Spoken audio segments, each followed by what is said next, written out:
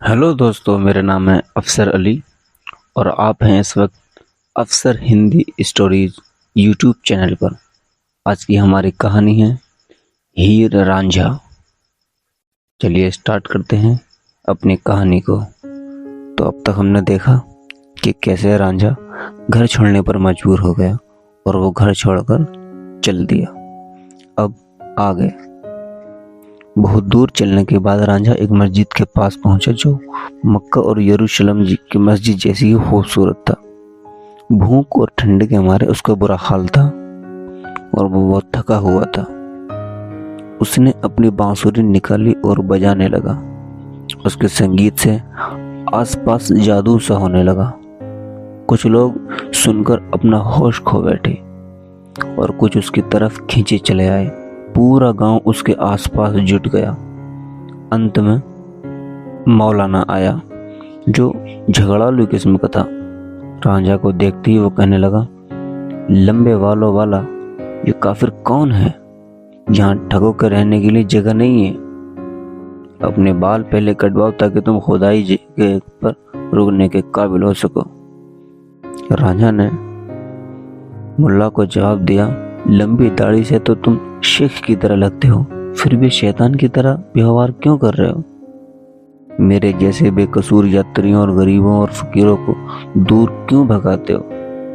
तुम कुरान अपने सामने रखते हो, फिर भी तुम्हारे मन में इतना भेदभाव भरा है। तुम गांव की महिलाओं को गलत राह दिखाते हो। तुम तो गायों के बीच में सांड जैसे हो।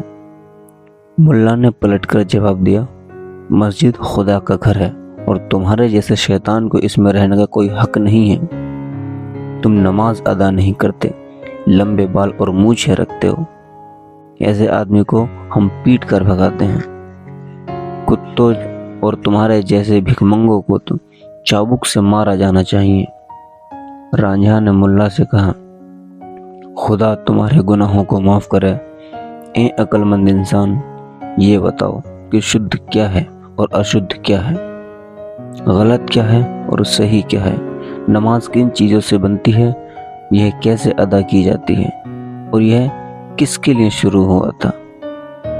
मुल्ला ने तीखे तेवर के साथ जताया कि वह मजहब के सिद्धांतों से अच्छी तरह वाकिफ है। उसने कहा कि नमाज उनके लिए है जिनको खुदा पर यकीन हो और यह पाक रूहों को मुक्ति की ओर ले जाता है।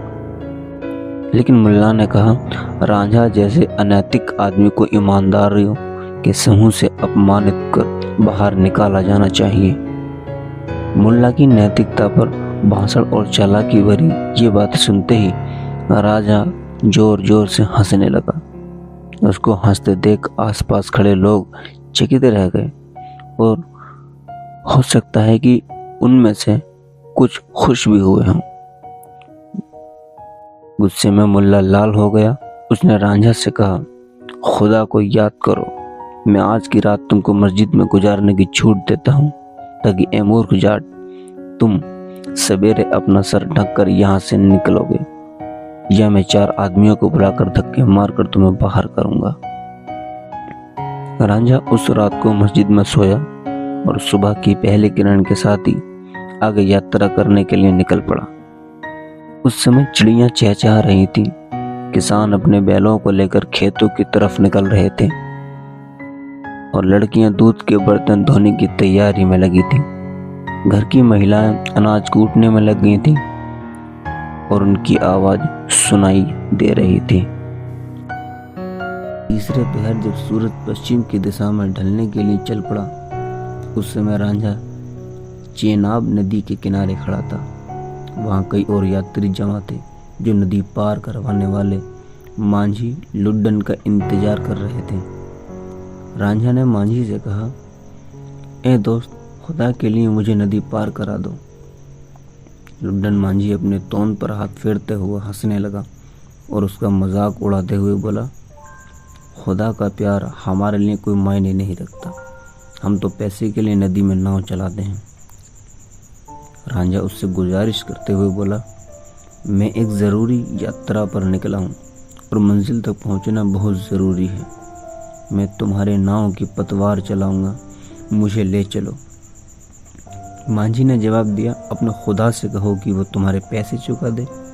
जो पैसे देता है बस उन्हीं को मैं उस पार ले जाता हूँ, चाहे वो चोर हो या डाकू। लेकिन भिखारियों, फकीरों और बैठे बैठे कुत्तों की तरह रोटी तोड़ते हैं, उनको भगा देता हूँ।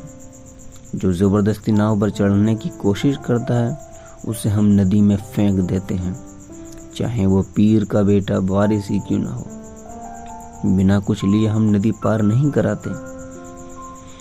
आखिरकार रांझा मांझी की बातों को सुनकर परेशान हो गया और कोने में जाकर बैठ गया। उसने अपनी बांसुरी निकाली और महबूब से जुदाई की गीत की धुन बजाने लगा। उसकी आंखों के किनारे से आंसुओं के गर्म झरने गिर रहे थे और लग रहा था कि दुर्भाग्य ने उसे घेर लिया है। बांसुरी की विरह राग सुनकर सभी मर्द और औरत नाव से उतरकर रांझे के आसपास बैठ गए। लुड्डन की 2 बीवियां रांझे के पांव को दबाकर सेवा करने लगी।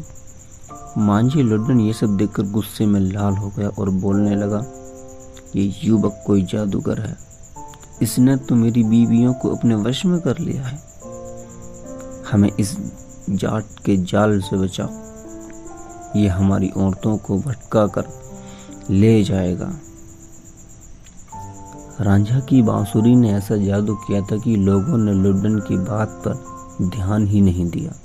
बांसुरी बजाते बजाते जब रांझा के दिल को थोड़ी राहत मिलने लगी तो उसने आसपास घेरे लोगों को नज़रअंदाज करते हुए अपना जूता उठाया और नदी के पानी में उतरने लगा। ऐसा करते देख लोग कहने लगे, नहीं नहीं, नदी में मत उतरो, चेनाब की धार गहरी और बहुत तेज है, इसकी गहराई को कोई नहीं नाप सका, एक क्षण में यह नदी जान ले सकती है। लुड्डन की बीवियों ने रांझा के कपड़ों को छोड़ पकड़ लिया और उसे लौटने को कहने लगी, लेकिन रांझा ने सबसे कहा, जिसकी जिंदगी कष्ट में हो वो मर जाए, यही सही होगा। वो खुशनसीब हैं जिनसे उनका घर बार नहीं छूटता। मेरे माँ बाप नहीं रहे तो भाइयों ने मुझे दुख देकर घर से निकाल दिया। रांझा ने अपने कपड़ों को सर पर रख लिया और अपनी आत्मा को मजबूत करते हुए नदियों के खुदा का नाम लिया और अपनी पानी में चलने लगा। लोग उसकी तरफ दौड़े और उसे पकड़कर वापस ले आए। लोग उसे जोर जोर से कहने लगे, भाई मत जाओ, निश्चित रूप से तुम नदी में डूब जाओगे, हम तुमको अपने कांधों पर ले जाएंगे, हम सब तुम्हारे सेवक हैं और तुम हम सब के प्यारे हो। रांझा के बाहों को उन लोगों ने पकड़ा जो खींचकर नाव पर लाया। नाव पार लाकर रांझा को सबने हीरे की गद्दी पर बिठा दिया। रांझा गद्दी की खूबसूरती देखकर इसके बारे में पूछने लगा तो लोगों ने बताया कि यह एक बेहद खूबसूरत लड़की इस पर बैठती है। वो मीर चूचक की बेटी है। महताब से भी ज्यादा चमकता हुस्न है उसका। उसके हुस्न के कयामत से परियों की रानी तक खौफ खाती है। एक बार जो उसके जादू में गिरफ्तार हुआ वो धरती पर आवारा हो गया। वह सियालों के लिए गर्व करने की चीज है। उसका नाम हीर है। रांझा ने बिना किसी भेदभाव के बड़े छोटे अमीर गरीब सबसे उस गद्दी पर बैठने की गुजारिश की। वे सब रांझा के आसपास उसी तरह बैठ गए जैसे कि शम्मा के चारों तरफ से परवाने घेर लेते हैं। अब लुड्डन रांझा को उस पार न ले जाने की बात को याद करके पछता रहा था। वो कहने लगा, मुझे डर लगने लगा था कि कहीं ये डाकू बांसुरी के जादू से मेरी बीवी को लूट कर न ले जाए। नाव पर लोग रांझा से उसकी जिंदगी के बारे में पूछने लगे। कहाँ से आए हो? घर क्यों छोड़ दिया? तुम तो बड़े कमजोर दिख रहे हो। क्या किसी ने तुमको कुछ खाने पीने को नहीं दिया? रांझा ने सबको अपनी पूरी कहानी सुनाई और कहा, मैं अपने माँ बाप का दुलारा था, लेकिन खुदा को यही मंजूर था जो अब मेरे साथ हो रहा है। नाव के उस पार जाने के बाद लोग गाँव में रांझा का किस्सा सुनाने लगे। उसके बांसुरी के जादू के बारे में सबको बताने लगे। वो कहते जब वह बोलता है तो उसकी जुबान से फूल झड़ते हैं। लुड्डन की बीवियां तो उससे प्यार करने लगी और वो हीर की गद्दी पर बैठा। हीर जितनी खूबसूरत थी उसकी सखियां उतनी ही हसीन थीं। दुनिया में शायद ही कोई नस्ल होगी जो खूबसूरती में सियालों के कुनबे की इन हसीनाओं का मुकाबला कर सकती थी। हीर को अपने हुस्न पर बड़ा नाज था। उसके कानों में मोतियों से बने झुमके चमक रहे थे। हीर का हुस्न अपने आप कयामत की तरह था। उसको देखते ही लोग जमीन और जन्नत को भूल जाते थे। ओ कवि, तुम कैसे हीर के हुस्न का बयान करोगे? मोहब्बत से भरी उसकी आंखें जूही के फूल सी नर्म दिखती थी। उसके गाल गुलाब की पंखुड़ियों से कोमल थे। उसके होठों की लाली देखकर लोग खुदा खुदा करने रोने लगते थे। हीर और सखियां नदी में नहाने आईं। जैसे उस नाव के पास आईं तो सबने देखा कि हीर की गद्दी पर कोई मासूम सा युवक लाल शॉल ओढ़े सोया है। हीर की नजर जैसे ही रांझे पर गई वो गुस्से से लाल हो गई।